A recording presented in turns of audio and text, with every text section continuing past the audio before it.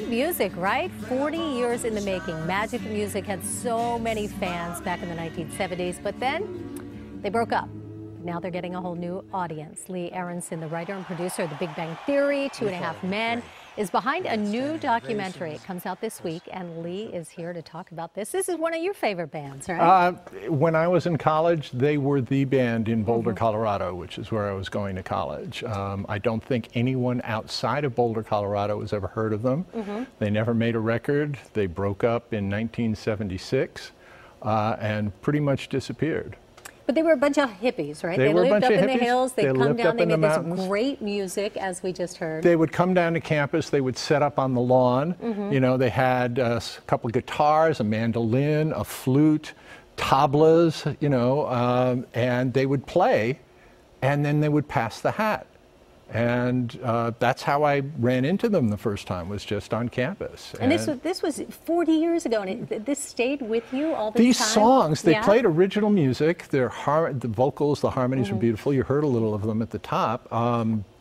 Yeah, they just stuck with me to the point where when I had kids and I was trying to get them to sleep in the middle of the night, you know, as babies, you know, I'll sing a little of it to them, And for many years, the only way I could hear those songs was by singing them to myself. Because no records, no There's CDs, no records, nothing. no CDs, It seemed like they were nothing. going to hit it big for you. My gosh, if anybody in Boulder were to make bets at that time, sure, we would have bet that Magic Music was going to be the next big thing. Okay, so all these years later, you come up with this idea.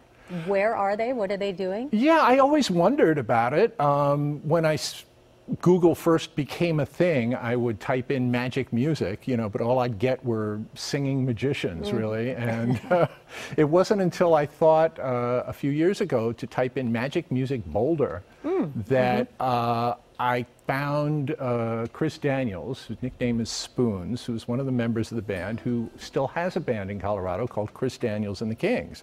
So I was able to reach out to him, and through him eventually was able to, you know, find all the other guys who are scattered around the country at this point and doing lots of different things. You made this great documentary. How did they feel when you approached them? At first, it was because I just had an email correspondence with Chris, and I was just writing to him as a fan. You know, I used to see you guys in Boulder. You know, he didn't know me.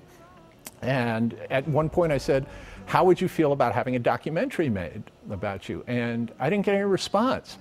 And then I realized I'd given him absolutely no reason to take me seriously. You know, so I explained a little bit about my background, and then it was, oh yeah, sure, that sounds really, really cool.